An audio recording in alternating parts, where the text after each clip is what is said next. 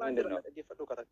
Naahiki Yesuus itti fufee anyway achis hin geessu boqonnuma nuti finna qofa nu eegta malee gara biraa hin cinqin. Kudha lama irra dhaqe. Dhaggeeffadhu. Goobasi ifin kun wallahi gara takka hin deemtu. If rakkista. Gaafii kee gaafachuudhaaf deebisi ni gaafatta. Hin rakkatin gurbaa wajjis walii galuu diddee naa wajjinis waliin galu. Okay. Waan sin jedhu na dhaggeeffadhu. Boqonnaa kana eenyu fide? Lisimii jechaan on afaan Oromoo siin galle Ingiliffatti haasoo taa'e miti. Dhaggeeffadhu. Waan sin jedhu boqonnaa kana eenyu fide ragaaf? Eenyu si gaafate fide? Itonna gaafate. Okay, dubbise guutuu dubbise moo siif hin dubbisne kudha takka kudha lama kudha sadii kudha afur dubbise moo dubbise irraan si deebee dubbise si gaafa dhaggeeffadhu ammas gurra kee qaccellotani.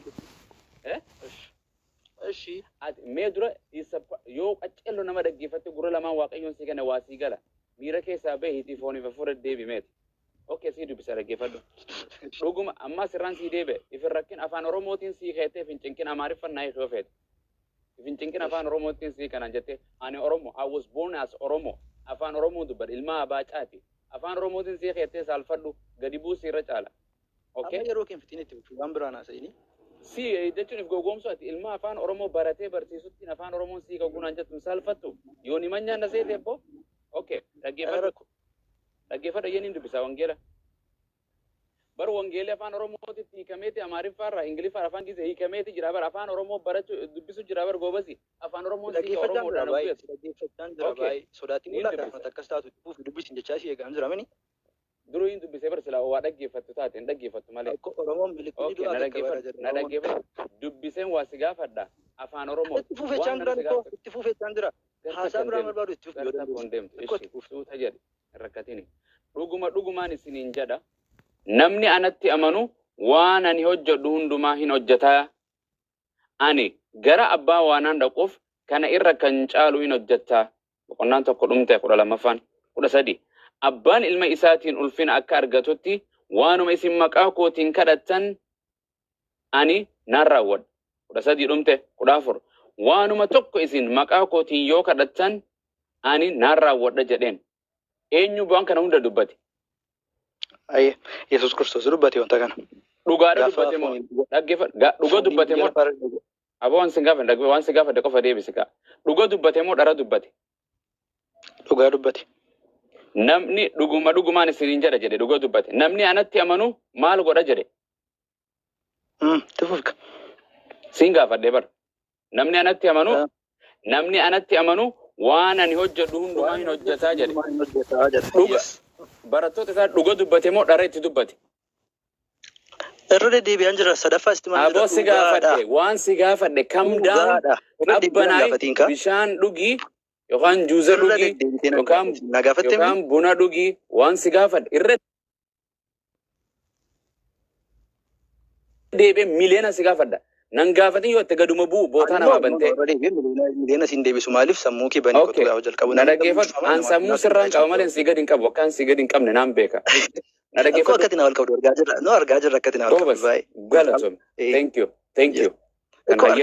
Okay, dhaggeeffadhu. Yesuus Kiristoos barattoota isaatitti dhuga dubbate moo dhara dubbate? Irra deddeebi'eesitti maan jira dhugaadha. Dhuga dubbate. Akki jedheen waan ana hojjedhu hunda hin hojjettan jedheen. Ni hojjetamoo hin hojjetan waan Yesuus hojjete hunda isaan. Maaliin hojjetu nu jedhu gaafa. Maaliin hojjetu? Harkaan hojjetu. Deebisaan dhaggeeffadhu. Afaan si gaafadhe. Yesuus Kiristoos dhaggeeffadhu. Chaan jira carraanaa kennan jirtu obboleessa koo. Dhaggeeffadhu. Carraa gaafiin si gaafachuu jiru gaafii gizee quraana jedhu kana gaafadhu. Na dhaggeeffadhu. Wanta dubbadu dhaggeeffachuu barbaade. Yesuus Kiristoos sitti dubbachuutti hin jiru. Barattoota isaa dubbatee waan an hojjedhu hundumaa namni anatti amanu anyone who believe in me jedhe namnummaan natti amanu kamiyyuu waan ani hojjetu hin raawwata jedheen. Barattoonni Yesuus waan Yesuus raawwatu hundumaa ni raawwatanii. Fitemini? Tufufuun danda'a? Gaafii afaaniitii bar iyyi siin hin jenne. Tufufuun danda'a? Deebisiin siin jedhe. Ekkoo itti fufuu nan danda'a carraanaa kennu. Ekkoo siin hin jenne. Barattoonni Yesuus. Itti fufuu nan danda'a. Maaliif fufta gaafii afaanii si gaafadhe maqaan keenya siin jedhan. Maaliin si gaafadhe? Ekkoo Yesuus Kiristoos kutaa kana irratti kan inni dubbachaa jiru yoo natti amantaa akkasiin hin jenne. An akkasiin hin jenne. Hin jenne gaafiin kiyya sanii miti. Gaafin Ebi walii keessanii galaan jiru. gaafii kanaaf afaan Oromoo siif hin galu kaa. Afaan Oromoo kanaaf siif hin kanan jetta. Waan jedhe irraan deebi'e. Let me repeat again for you. Irraan si deebi'e. Irraan si deebi'e na dhaggeeffadhu. Irraan si deebi'e. Yesuus Kiristoos barattoota isaatiin waan ani raawwadhu hundumaa namni natti amanu hin raawwata jedhan. Barattoonni Yesuusitti amananii jiran waan Yesuus raawwatu hunda ni raawwatamoo raawwatan. Yesuus Kiristoosii nu warri kiristaanaa Yesuus kana sin gaafanne. Kana sin gaafanne. Kana sin gaafanne. Kana sin gaafanne. Kana sin gaafanne. Sodaan barbaachisu ammas keessatti. Akkasii sodaadha. Woy ni sodaadha. Naajjeessu deema ni sodaadha. Kana sin gaafanne. Kana sin gaafanne gurbaa. Milkiyaas. Maal gaafiin kiyya maali dura? Gaafin waan siif hin galle ati maal deebisuuf yaadda? Faalaasii jechuun barbaachisu na gaafattee siin deebisa. Gaafin kiyya maali? Gaafin kiyya maali? Na gaafattee na jalaa katabadhu qalamaan. Na jalaa katabadhu. Gaafin kiyya maali? Na dhaggeeffadhu siin deebisaa jechaan jira. Gaafin kiyya maali naa deebista? Gaafin kiyya maali? Gaafin kiyya maali? Atilleen guddaa.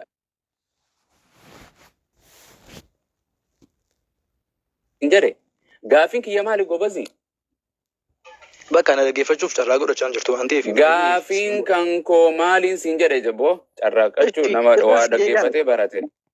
Na dhaggeeffadhu tokko irra si deebi'a. Wangeela Yohaannis boqonnaa 14 lakkoofsa 12 waan jiruuf dubbistee maa itti na gaafattee Yesuus Kiristoos yoo natti amantanii bartoota isaadhaan wanta godhu kana hin gootu jechaa jira. Bartoonni wanta Yesuus Kiristoos godhu hunda isaa gochuu danda'u itti na gaafattee mini? Na gaafattee mini? Gaafin kiyya siif hin galle. Irra si deebu? Irra naan deebiin jedhu kan. Irra naa deebiin rakkoon qaban sin dhaggeeffadha akka kee. Ana koo akka kee hin jedhu nama dhaggeeffadha. Kanaaf itti fufi dhaggeeffadha. Gari deemtu hin jirtu wangeeluma keetti rakkadhu. Waan siin jedhe barattoonni Yesuusitti amananii jiran barattoonni Yesuus waan dhaggeeffadhu. Kana booda hin rakkin carraansi kana seekenduma takkatti waan deebistu if hin rakkin. Barattoonni Yesuus waan Yesuus raawwatu hunda ni raawwatamoo raawwatan. Bartoonni Yesuus waan Kiristoos nama ta'ee raawwate hunda isaa raawwataniiru. Irra deebisiin deebisuunis. Barattoonni Yesuus waan Yesuus raawwatu hunda ni raawwatamoo raawwatan. Ani koo dhimma naqee kiyyoo keessa galuuf hin qabu. Anis sababa gaaffiin kee naa galee fenis karaa biraan deemesitti dhufa. Yesuus Kiristoos gaafa inni fooniin lafarra deemaa ture wanta inni raawwachaa ture bartoonni foon isaaniidhaan raawwatanii.